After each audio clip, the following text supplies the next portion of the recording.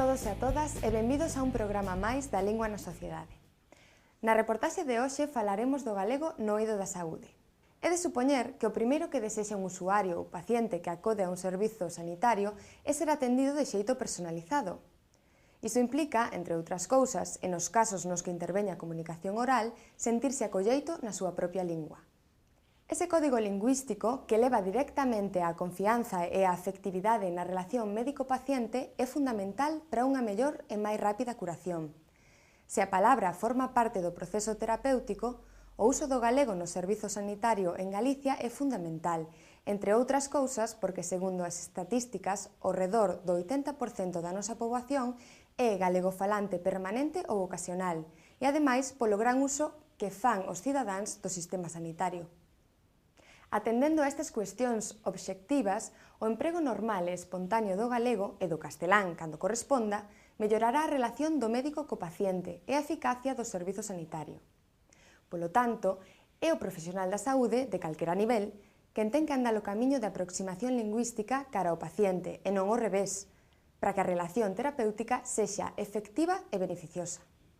Por todo isto que vos acabo de contar, o ámbito da sanidade é clave para o mantemento e a recuperación do idioma galego e, paradoxalmente, é un dos ámbitos da sociedade máis castelanizados. Prexuizos e vellas crenzas de que o galego sexa incapaz de vehicular plenamente esta actividade científica condicionan o uso do galego neste eido profesional. Vexamos a reportaxe.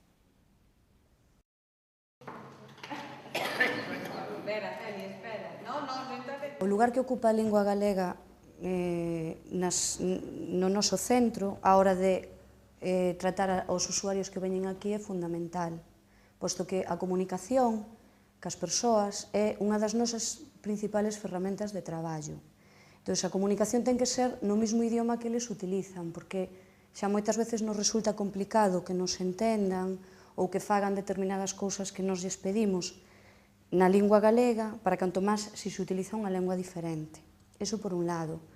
Por outro lado, a confianza que lle das a unha persoa maior de 65 anos con deterioro cognitivo ou non, é dicir, con problemas de memoria e de outro tipo, ou non, pois a confianza é moito maior se utilizas a mesma lingua que eles utilizan. Os usuarios que nós temos aquí son usuarios que tamén utilizaron o galego toda a súa vida no seu entorno habitual, porque no entorno que non era habitual, é dicir, cando iban ao médico, cando iban ao xulgado, utilizaban a lingua castelán. Utilizaban a lingua castelá porque mantiñan unha distancia con esa xente. Entón, o que si notamos é que algunhas persoas, cando veñen, para dirixirse a nós, falan en castelán. E iso é como, usted está aí e é usted. Cando xa levan uns días aquí, xa non son usted, xa son tú e xa falo en galego. O que aporta a lingua, cando falo de confianza, de conseguir esa confianza, nós necesitamos coñecer das persoas a máxima información que a veces é moi íntima, pero que necesitamos coñecela para poder traballar, para acadar os nosos obxectivos terapéuticos. Sin esa confianza é imposible que os usuarios nos conten pois que se levan mal con un familiar ou que se levan ben, ou que se levan mal con un veciño ou que se levan ben. Eu boto de menos un léxico normalizado galego, porque é certo que nos utilizamos o galego que utilizamos desde pequenos, as persoas maiores utilizan o galego que utilizan desde pequenos, pero sí que o feito de utilizar ao mellor esa linguaxe máis normalizada tamén lle dá o trato cos usuarios, desde o punto de vista meu como personal sanitario, pois unha formalidade que moitas veces necesitas para que a persoa confíe en ti. Se eu teño esa linguaxe formalizada e normativizada, os usuarios vanme ver máis como profesional da enfermería que se eu utilizo unha linguaxe demasiado sinxela e que moitas veces non é a realidade que tú queres expresar.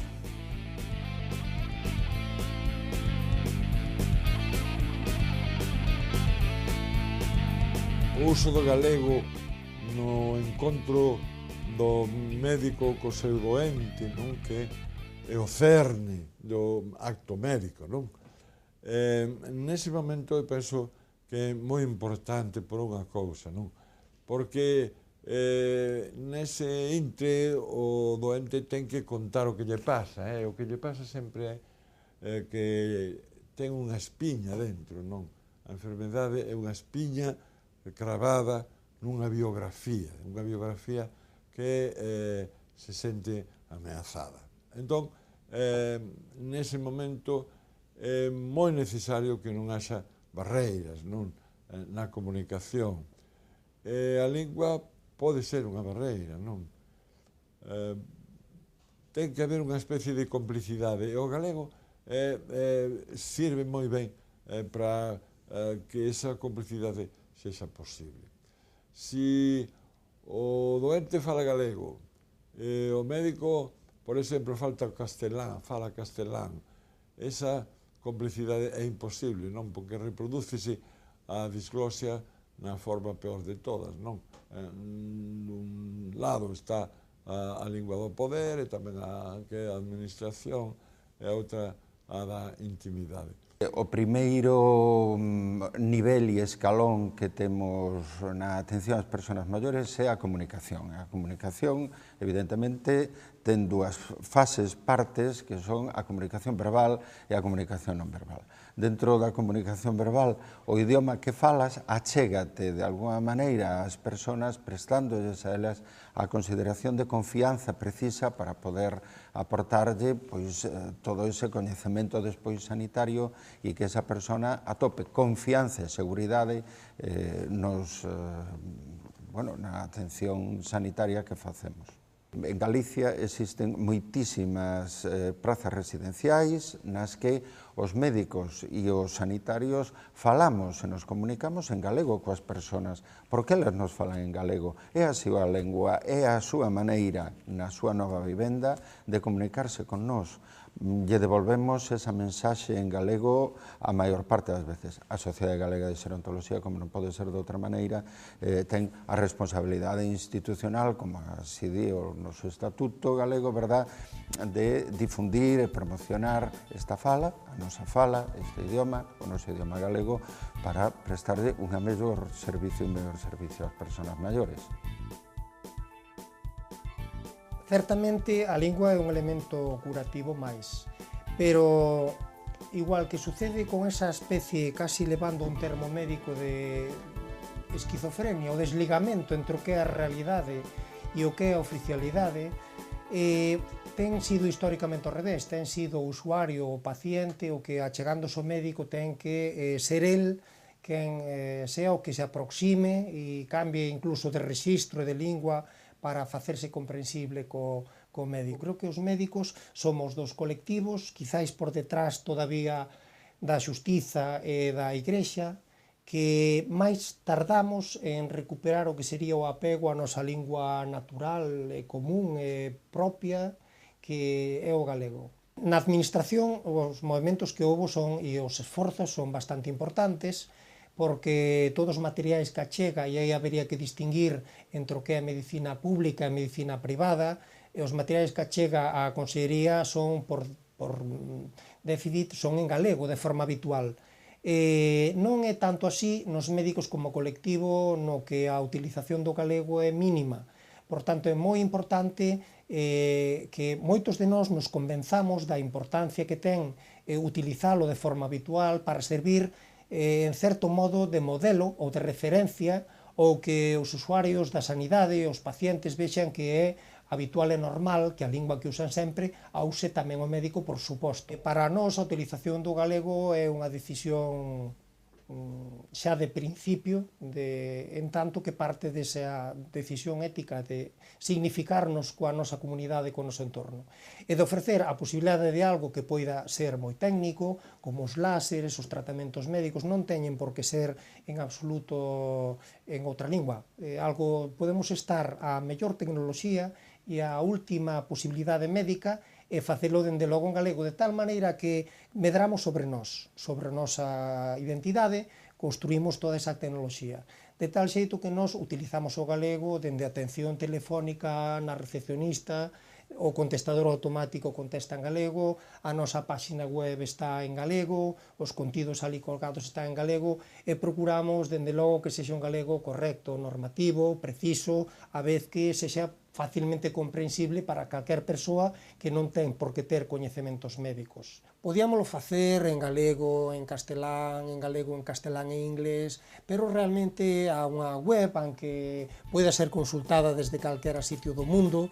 Realmente os nosos usuarios, e para quen é útil, é para o noso entorno inmediato, co cal realmente o uso do galego é fundamental porque é a lingua natural da nosa comunidade.